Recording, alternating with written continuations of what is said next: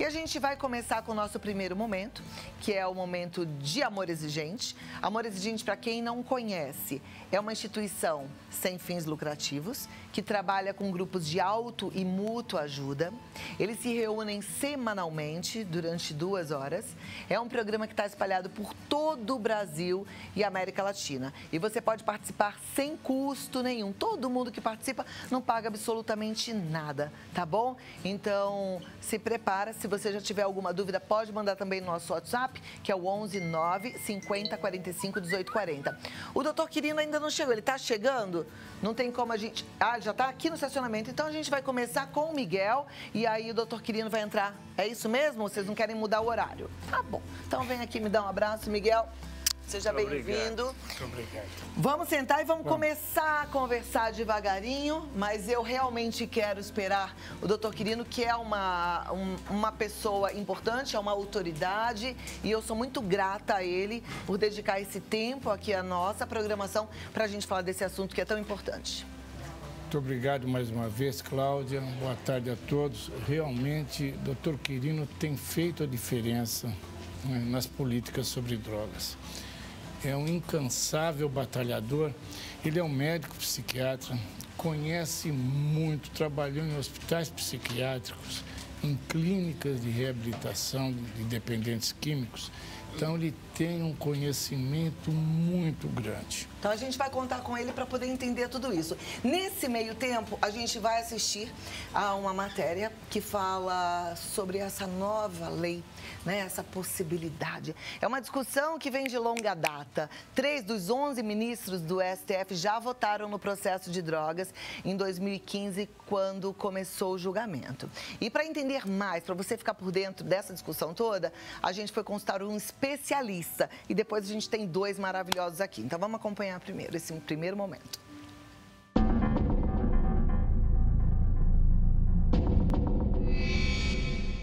Para entendermos esse debate, é preciso entender o que é a legalização, a descriminalização e a despenalização. E quem vai explicar isso para a gente é o Dr. Ronaldo Laranjeira. O Brasil já discutiu há muitos anos que não quer criminalizar as pessoas que usam drogas, né? É uma coisa que pouca gente no mundo defende, você usar a prisão para lidar com as pessoas usuárias de drogas. A nossa lei anterior e a lei atual, ela aponta nessa direção, que as pessoas não serão criminalizadas, não terão pena de privação de liberdade porque é usuário. O máximo que o usuário possa ter é um termo assinado numa delegacia. E isso raramente ocorre. Uma coisa diferente é ser a despenalização. Também não existe uma pena de privação de liberdade porque a pessoa seja usuário. É uma coisa completamente diferente o que aconteceu em alguns estados americanos e aconteceu no Canadá, que é a legalização. Quando você legaliza a droga, e é isso que o Supremo Tribunal Federal de fato vai fazer, você abre não só as portas para o consumo de maconha na forma de cigarro e tudo mais, mas também na forma de produtos como chocolate, balas, doces, refrigerantes, com o conteúdo da maconha. Então, na verdade, o que vai ser discutido não é a descriminalização, e sim a legalização das drogas. Seria muito desastroso para o Brasil acontecer o que aconteceu no Uruguai, no Canadá e nos Estados Unidos? Eu não tenho dúvida, como especialista, e tenho alertado sistematicamente por muitos anos que se nós seguirmos o caminho da legalização do Uruguai, dos Estados Unidos ou do Canadá, nós vamos multiplicar por 4 ou 5 o número de crianças usando maconha. Não é o que 90% das famílias, dos cidadãos brasileiros querem. O Brasil e vários países sul-americanos somos um novo mercado a ser conquistado por essas empresas, que estão ativamente na mídia bombardeando a gente, transformando a nossa percepção que a maconha não faz mal, que faz bem até para as pessoas que têm doença. Isso aí é tudo um golpe midiático dos interesses das grandes empresas produtoras de maconha. É isso que aconteceu há 50 anos atrás com o cigarro, acontece com o álcool, e se nós permitirmos, vai acontecer com a maconha, colocando em risco os nossos filhos.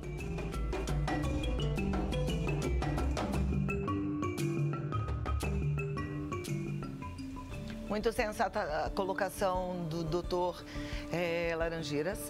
E com base científica, né? Porque é um médico psiquiatra. E a gente também tem aqui, ele que também é médico psiquiatra, mas hoje é o secretário nacional de Cuidados e Prevenção às Drogas, doutor Quirino Cordeiro Júnior.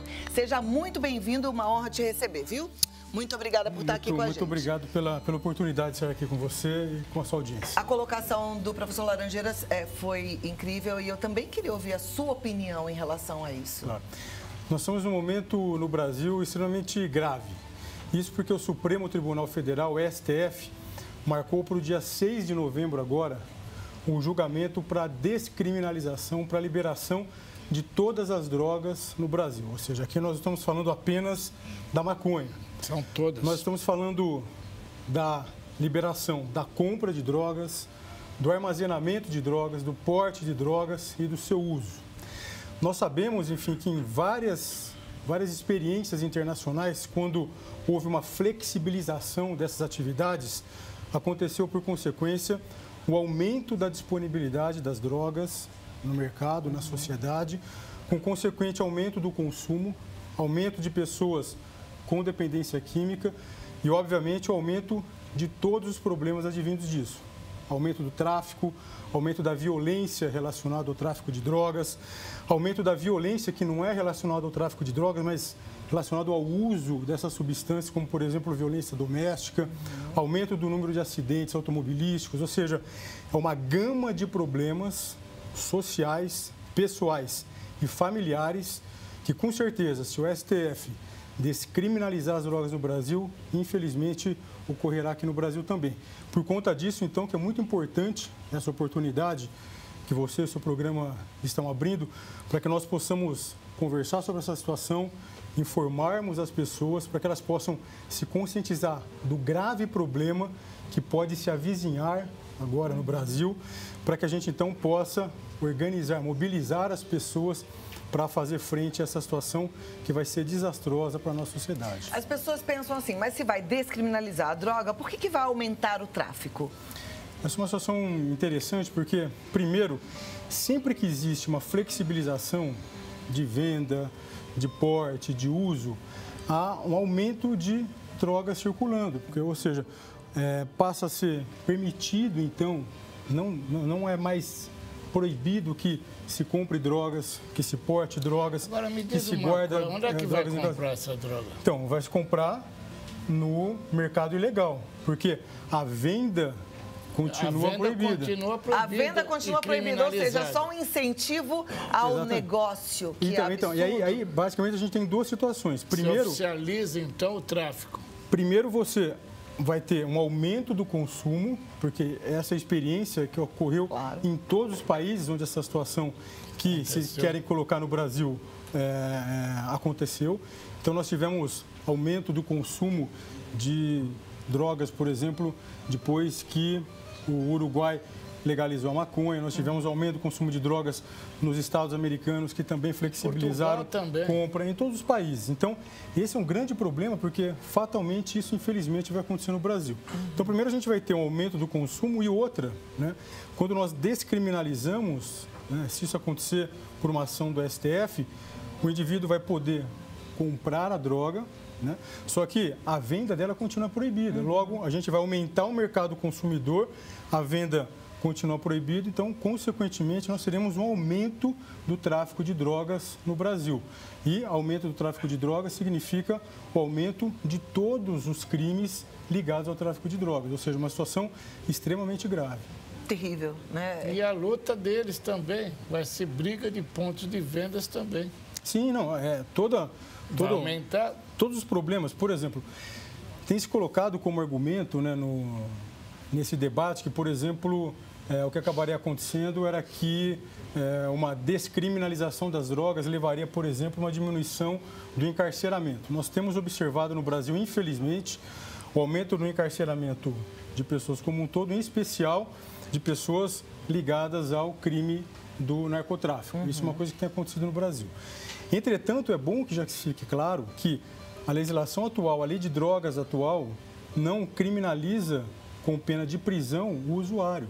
Ou seja, uma pessoa que estiver hoje já portando drogas, usando drogas, armazenando drogas para o seu consumo pessoal, não para tráfico, essa pessoa já não é presa. Essa é a primeira questão. A segunda questão, que é importante ficar claro, é que nós, que somos contrários à descriminalização das drogas, à liberação das drogas, também não queremos a prisão para usuários. Essa é uma questão para ficar claro aqui. A grande questão que acabou acontecendo nesses últimos anos no Brasil é que pessoas que apresentavam dependência química, infelizmente, vinham recebendo do poder público um cuidado muito inapropriado, muito inefetivo. Né, para sua dependência química. Então, o que acabou acontecendo era que as pessoas não recebiam o cuidado apropriado, se fragilizavam, entravam em conflito com a lei e eram presas. Era basicamente o dependente químico que não conseguiu o tratamento adequado, o tratamento pífio que era ofertado, com viés ideológico muito marcado. Então, esses indivíduos não conseguiam o cuidado apropriado. Muitas vezes eles tinham, no momento de grave crise, numa situação de de abstinência grande, esse indivíduo, então, numa fissura, às vezes se valia do furto, do roubo, para ter dinheiro para poder comprar droga.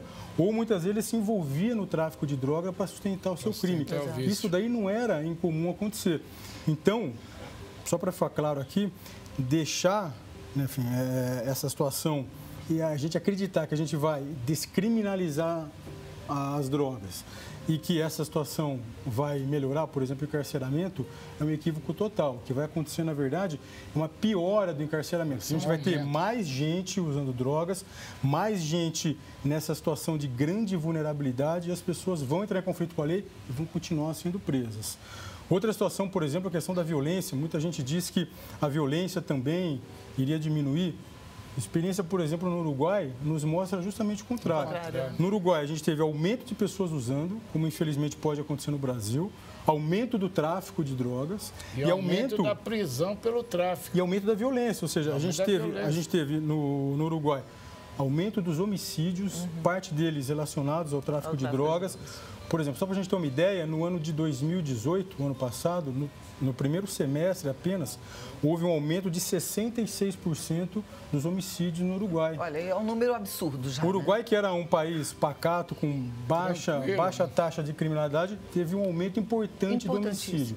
Uma outra questão, no Uruguai, houve um aumento importante de furtos de residência, roubo à mão armada. Então, é importante a gente ter em mente que a gente não vai combater a criminalidade, em especial a criminalidade violenta, como homicídios, descriminalizando drogas. Uma coisa interessante, né, aqui no Brasil, esse ano, o governo federal tem empreendido algumas ações para fazer frente à criminalidade violenta, que vem aumentando muito no Brasil. Só para a gente ter uma ideia, no ano de 2017, o Brasil fechou com 63 mil homicídios, e parte deles ligado ao tráfico de drogas. Só que a gente, descriminalizando, a gente simplesmente vai piorar essa situação.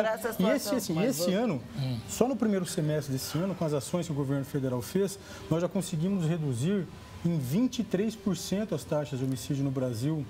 Ou seja, isso só para mostrar que o enfrentamento à criminalidade violenta, aos homicídios, por exemplo, não passa pela descriminalização. O enfrentamento ao narcotráfico não passa pela descriminalização das drogas. Ou seja, a gente tem que ter outras ações, a gente tem que ter outras políticas públicas de enfrentamento a essas questões sociais graves que vem acometendo o Brasil nesses últimos anos, mas esse enfrentamento não passa pela liberação das drogas de jeito nenhum. O que a Senapred fez, que você falou que nós tínhamos um tratamento pífio, nós não conseguíamos atingir os dependentes. O que foi feito para diminuir isso? Nós tínhamos no Brasil um tratamento para as pessoas com dependência química que tinha um viés de entendimento, um viés ideológico, que era pautado basicamente no que se diz redução de danos. O que se buscava não era fazer com que o indivíduo abandonasse as drogas, que ele se livrasse das drogas, que ele vivesse uma vida em sobriedade. O que se buscava, na verdade, era diminuir eventuais problemas que o indivíduo estava enfrentando por conta do uso das drogas, mas isso simplesmente não resolvia o problema dele, porque ele continuava a usar a substância. Então, a partir desse ano agora, 2019, nós mudamos as políticas públicas sobre drogas no Brasil. Hoje, o que a gente trabalha é com foco na promoção e manutenção da abstinência, nós aumentamos o investimento em equipamentos, em serviços que trabalham nessa perspectiva, como, por exemplo, as comunidades terapêuticas.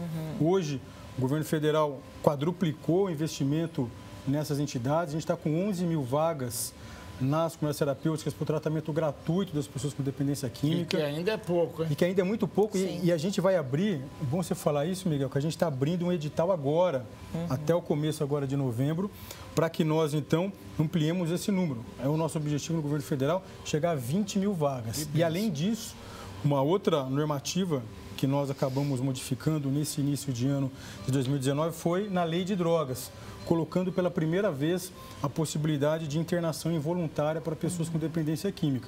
Então, o que o governo busca, na verdade, é fazer um enfrentamento sério e efetivo. E claro que a gente vai ter grande dificuldade, não só o governo, mas a sociedade como um todo, se, na contramão disso tudo, o Supremo liberar as drogas no país. A minha pergunta é a seguinte, a gente tem chance disso não acontecer? O que a sociedade pode fazer? Qual é a contribuição que a gente pode dar? A marcha, né? Hoje a situação ela é bastante delicada.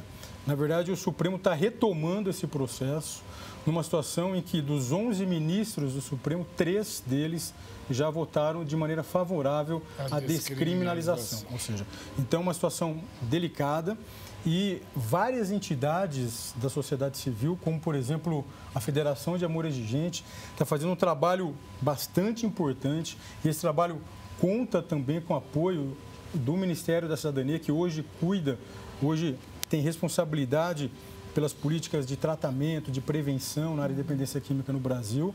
Essas entidades todas estão organizando um grande movimento. Então, primeira coisa, nós temos agora um abaixo-assinado eletrônico. Então, as pessoas que estão nos assistindo agora, por favor, entrem nesse endereço que eu vou tomar a liberdade de passar aqui. Por favor, passa assim. Que qual é o www.mitosementiras, tudo junto, www.mitosementiras.com.br, e lá a pessoa não só pode assinar essa petição, né, que vai ser encaminhada para o Supremo, contrária à liberação das drogas no país, mas também lá nesse endereço eletrônico nós temos várias informações que dão sustentação à posição contrária à liberação das drogas. Uma outra coisa importante também é que esse grupo, essas entidades todas estão organizando para o Brasil no dia 3 de novembro agora, então domingo próximo, esse domingo, em várias cidades do país, nas principais capitais, em todos os estados da nação. Nós estamos, então, organizando essa grande manifestação, que vai ser uma marcha das famílias contra as drogas, para que a gente possa mostrar, a sociedade mostrar para o Supremo que é contra a liberação das drogas. E para quem tiver interesse, então, em ver se na sua cidade haverá essa marcha, essa manifestação, pode entrar também nesse endereço www.mitosementiras.com.br, e que em breve, até hoje, no final do dia, a gente deve disponibilizar lá já a lista de todos os municípios, com os locais onde vão acontecer as concentrações, os horários. Aqui em São Paulo, por exemplo, a manifestação vai ser no MASP, a concentração, às 14 horas, mas a gente vai ter isso em todo o país. Então é muito importante. E a gente precisa aderir, tem que ser uma marcha grande, consistente. Exatamente. Porque a gente precisa mobilizar os ministros que ainda não votaram, que vão votar no dia 6, não é isso? Dia 6 de novembro. E a gente precisa mostrar o que a gente não quer que aconteça. Não vamos deixar o nosso povo se perder, os nossos jovens entrarem por um caminho que é tão triste e muitas vezes sem volta, né, sem nenhuma chance. www.mitosementiras.com.br. Entra lá, assina e vê se vai ter na sua cidade. Tem tudo isso daí no site do Amor Exigente. E realmente nós temos que mostrar, 90% das famílias não querem isso, mas se nós ficarmos em casa apenas reclamando, não vai acontecer nada. Perfeito. Nós temos que ir para as ruas. Doutor Quirino, vou te pedir 2 minutos, vou deixar uma pergunta aqui que não sai da minha cabeça. É assim, diante de tantos fatos, né, concretos, quer dizer, de pessoas que vivem esse universo, como o senhor, que é psiquiatra, doutor Ronaldo Laranjeiras, que é psiquiatra, Miguel, que cuida, entende da dependência química há tantos anos como presidente de Amor Exigente, por que é que esses ministros ainda estão com a ideia de votar sim para um ato tão absurdo como esse. Eu volto já já e aí eu queria que você me falasse um pouquinho sobre isso. Então, doutor Quirino, eu fico perplexa, porque diante de tantos fatos de comprovação científica, o que é que passa na cabeça desses ministros, os que já votaram positivamente a favor da descriminalização e os que possivelmente estão pensando em fazer isso? Aliás, eles podem voltar atrás, né? Eles podem mudar o voto. Tomara que mudem. Enquanto o processo está tramitando, os ministros podem mudar seus votos. Mas é importante que a sociedade realmente exerça seu papel de cobrança, de acompanhamento do trabalho no judiciário. Essa é uma questão bastante interessante que você nos coloca, porque não existe no Brasil sequer uma pesquisa de opinião pública, uma enquete realizada, um levantamento feito com a população brasileira, com a sociedade brasileira, com as famílias brasileiras, mostrando um posicionamento favorável à descriminalização das drogas, à liberação das drogas no país. Majoritariamente, a sociedade brasileira é contra. Essa é uma questão para ficar claro para a gente.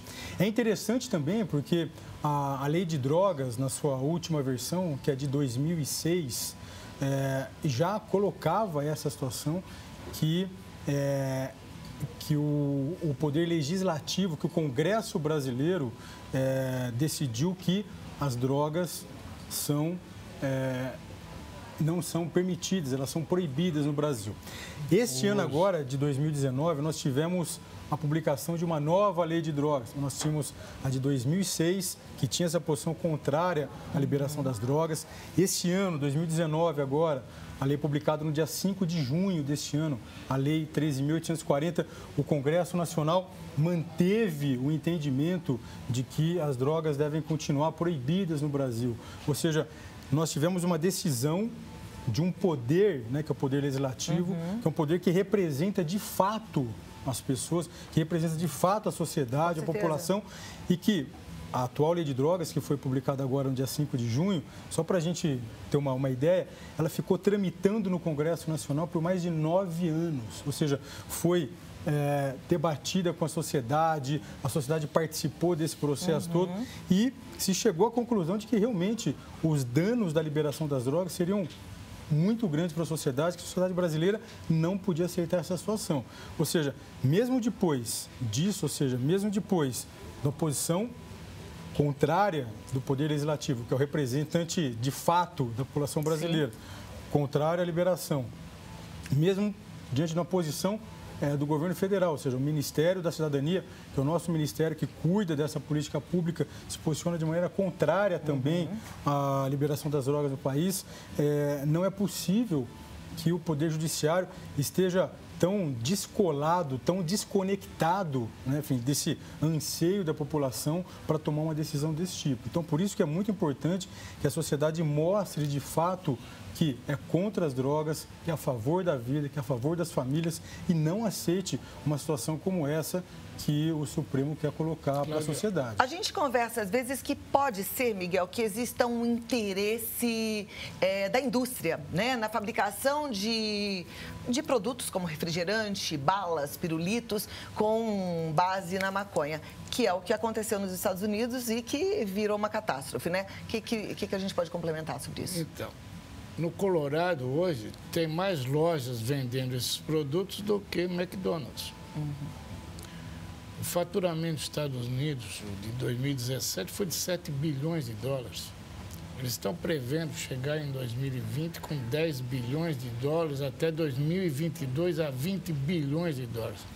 Eles querem pegar esse mercado e não estão preocupados com as nossas crianças, os nossos filhos, os nossos adolescentes em fumar a maconha, porque eles estão se utilizando disso, que é para liberar o que eles querem, que é um negócio, que é business, é dinheiro. É dinheiro, né? Dinheiro. Isso é que está por trás de tudo isso daí.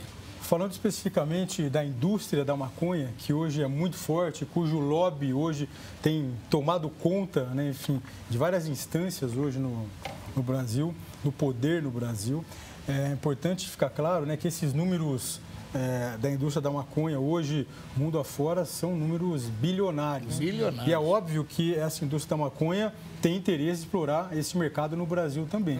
E aí, um outro argumento que muitas vezes se usa, que é importante ficar claro aqui, bom, então seria interessante, né, para o Brasil, já que se nós oficializarmos, por exemplo, a venda, a compra, a comercialização de drogas, nós teríamos, por exemplo, uma arrecadação de impostos maior do que temos hoje. Consequência. Exatamente, mas falando especificamente do Colorado, nós temos um estudo que foi realizado recentemente no Colorado, mostrando que para cada $1 arrecadado, né, enfim, com venda, com a produção de maconha, especificamente, o Estado gastou $4.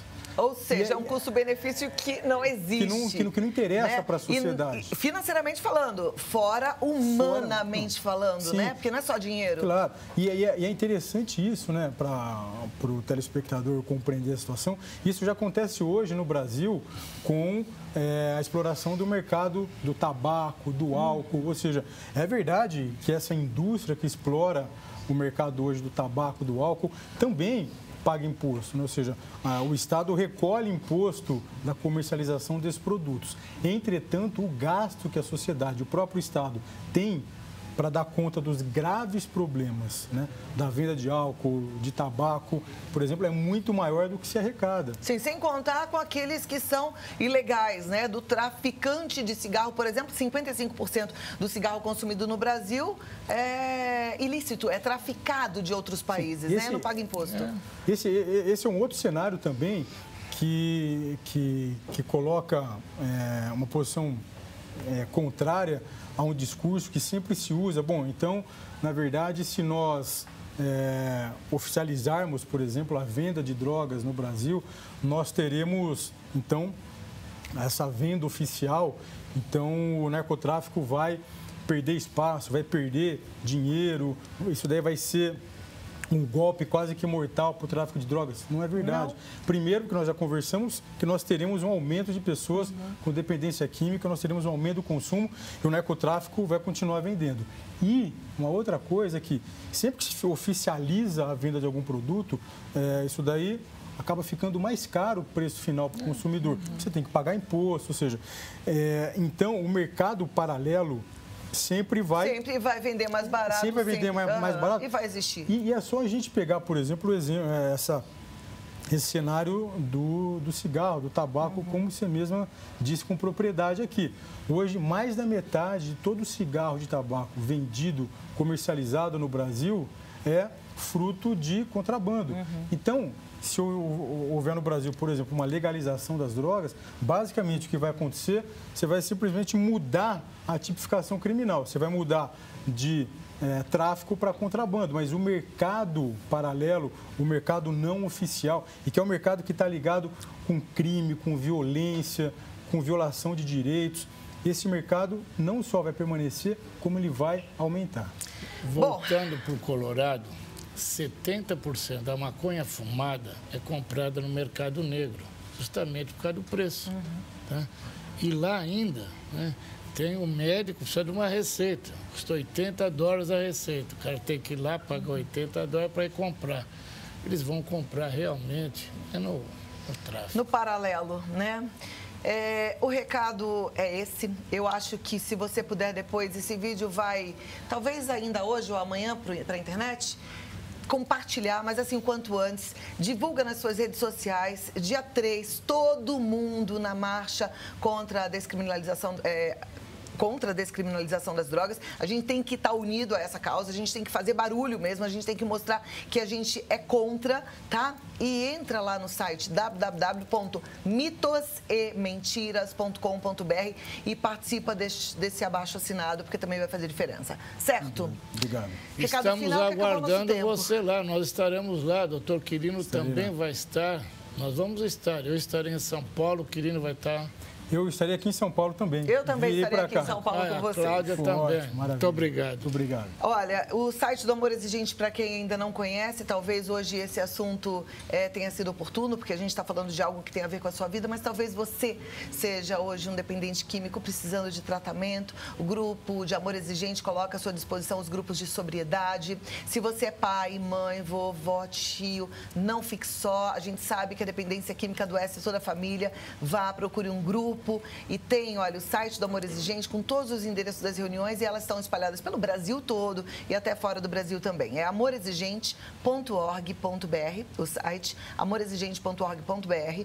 Tem um telefone de contato, se você precisar ligar, pode ligar agora, no 19 3252 2630, tá? 19 3252 2630. Só mais uma coisinha, Cláudia, só para terminar. Amanhã, tá, no espaço Rebouças, do lado do Hospital das Clínicas, nós vamos ter um evento, tabaco,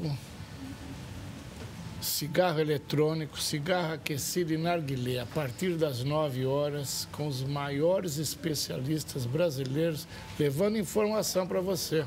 O desastre que uma droga lícita faz. Imagine se liberar as ilícitas. Muito obrigada. Doutor Quirino, queria te pedir aqui ao vivo para que o senhor possa participar dos outros programas da Rede Vida. A gente, como canal da família, tem o maior interesse em apoiar essa causa e eu acho que a gente tem aí, olha, esse tempinho curto para a gente clamar a população para participar disso. Tá bom? Muito obrigada e até a próxima. Foi uma alegria te receber. Muito obrigada. Obrigado mais Miguel. uma vez, Cláudia. Obrigada. Deus te abençoe. Obrigada. Eu fico passada. Como é que pode, minha gente? Um negócio tão sério desses, a população não quer e as pessoas brincando com uma decisão da população para matar nossos filhos, para destruir as famílias. Vamos lá, na marcha, hein? Dia 3. Eu vou.